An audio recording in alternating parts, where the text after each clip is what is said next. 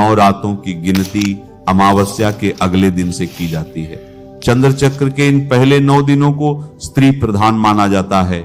यह देवी के लिए एक विशेष समय है जो ईश्वर की स्त्री प्रकृति का प्रतिनिधित्व करती है।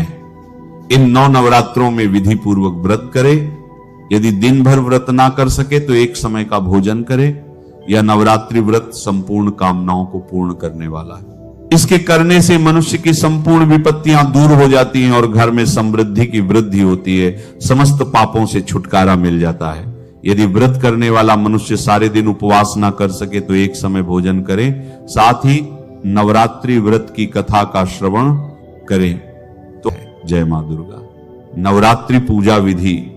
सबसे पहले पूजन स्थल पर चौकी लगा लें और इस पर लाल रंग का कपड़ा बिछा लें। अब इस चौकी पर कुछ अक्षत यानी बिना टूटे चावल रखें और इस पर देवी दुर्गा जी की प्रतिमा या चित्र स्थापित करें। अब एक लोटे या कलश में शुद्ध जल भर ले। अब इसके अंदर एक सिक्का डालें। अब इसके ऊपर चावल से भरी एक प्लेट रख दें। इस कलश को माता की प्रतिमा के बाईं ओर 9 दिनों के लिए रख दें। इसे आपको रोज स्थापित नहीं करना है। इसके पश्चात आप पूजन स्थल पर गणपति जी की प्रतिमा को विराजमान करें। अगर आपके पास प्रतिमा नहीं है तो सुपारी के रूप में भी बप्पा जी को विराजमान कर सकते हैं।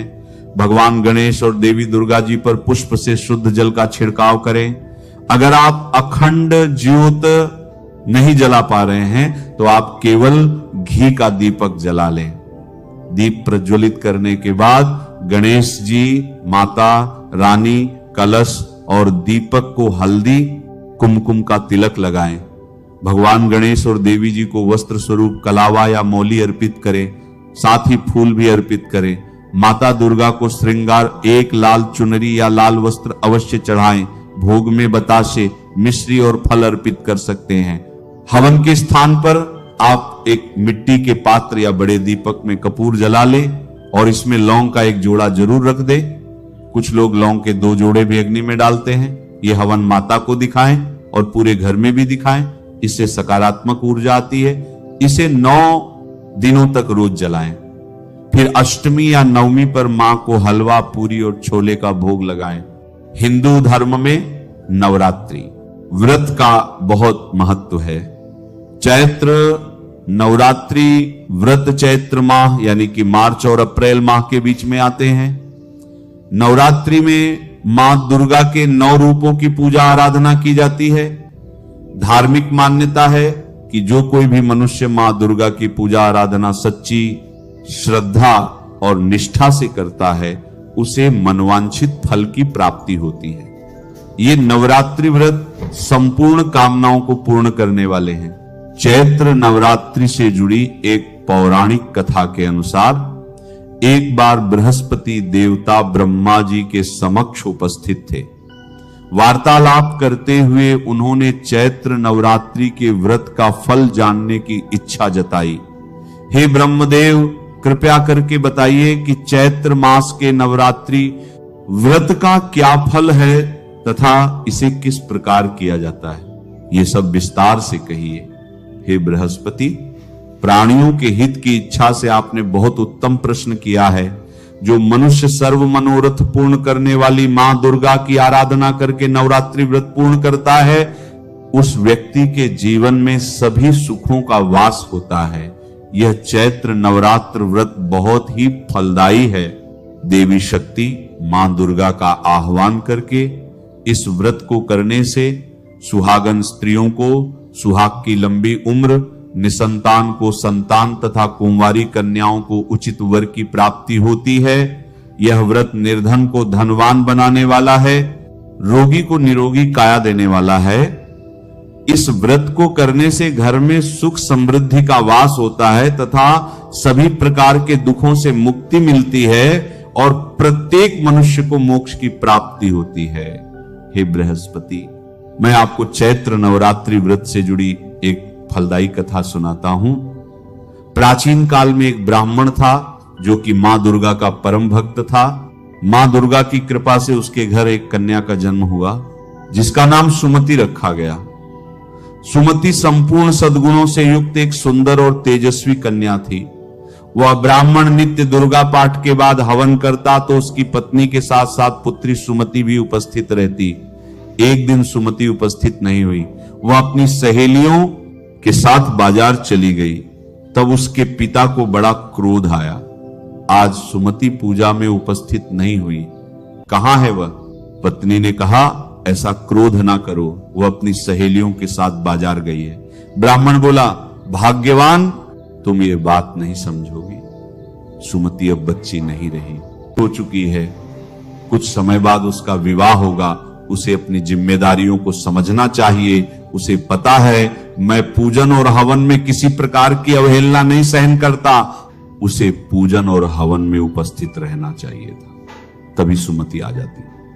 पिता ने क्रोध में कहा, तुमने यह सही नहीं किया, तुम्हें पता था कि पूजन और हवन का समय हो रहा है, पर तुम बाजार घूमने चली गई। तुम्हें पता भी है कि तुमने कितना घोर पाप किया है, अब मैं इसकी सजा तुम्हें अवश्य दूंगा। मैं तुम्हारा विवाह किसी निर्धन या फिर रोगी कोढ़ी से कर दूंगा। पत्नी बोली, क्रोध में आकर अपनी बेटी के साथ ऐसा अन्याय मत करो, उससे भूल हुई है। तब सुमति बोली, मां कोई बात नहीं, यदि पिताजी ऐसा ही चाहते हैं तो ऐसा ही होगा।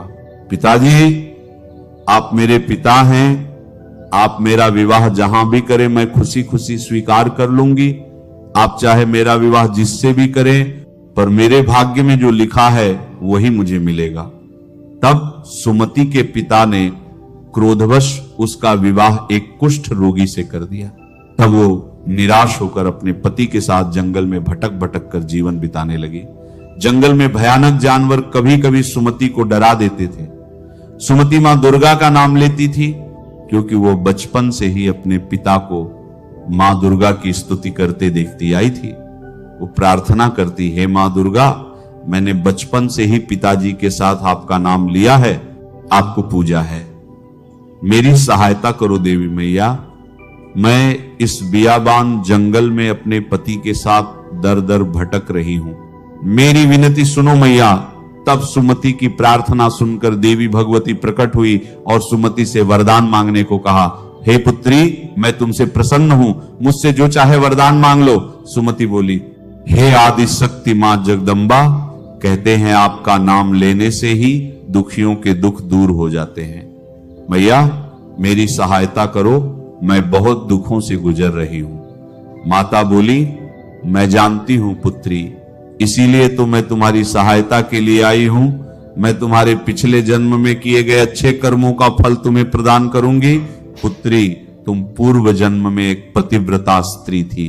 एक बार तुम्हारे पति ने चोरी की थी, उस चोरी के अपराध में तुम्हारे पति को सजा मिली थी। अपने पति को सजा से मुक्त करवाने और सही राह पर लाने हेतु तुमने 9 दिन भूख और प्यास में व्यतीत किए थे। वह समय चैत्र नवरात्रि का समय था। तब तुमने न कुछ खाया ना ही जल ग्रहण किया। तुमने 9 दिन मेरे चैत्र नवरात्रि व्रत पूरे विधि विधान से संपूर्ण किए थे। इसलिए तुम्हारे पूर्व जन्म के अच्छे कर्मों के फल स्वरूप इस जन्म में मैं तुम्हारे उन्हीं 9 दिनों के व्रत का मनोवांछित फल दूंगी। मांगो पुत्री, तुम्हें क्या चाहिए? सुमति बोली, हे ममतामयी मां कल्याणी, अगर आप मुझ पर प्रसन्न हैं तो हे माता, आप मेरे पति का कोढ़ दूर कर दो। माता बोली, पुत्री, मैं तुम्हारी इच्छा अवश्य पूर्ण करूंगी। तुम्हारे पति की रोगी काया निरोगी हो जाएगी। और फिर देवी दुर्गा ने सुमति के पति का कोढ़ दूर कर दिया। सुमति का पति स्वस्थ और निरोगी काया का हो गया। मां दुर्गा ने सुमति को संतान प्राप्ति का वरदान दिया। इतने फलदायी चैत्र नवरात्रि का प्रभाव देखकर सुमति ने मां दुर्गा से विनती की कि वे उसे इस जन्म में भी चैत्र नवरात्रि व्रत रखने और उससे प्राप्त होने वाले विशेष फल का महत्व बताएं। हे मैया, कृपा करके मुझे चैत्र नवरात्रि व्रत पर मिलने वाले फल का विस्तार से वर्णन करें। माता बोली, हे पुत्री, मैं तुम्हें समस्त पापों और दोषों का नाश करने वाली नवरात्रि व्रत की विधि बतलाती हूं, जिसे सुनने मात्र से ही मोक्ष का मार्ग सुलभ हो जाता है। और फिर मां दुर्गा ने सुमति को चैत्र नवरात्रि व्रत से मिलने वाले फल का वर्णन किया और उसके पश्चात सुमति और उसके पति को सुख समृद्धि का आशीर्वाद देकर मां दुर्गा अंतर्ध्यान हो गई। सुमति अपने पति के साथ वापस अपने गांव लौट आई।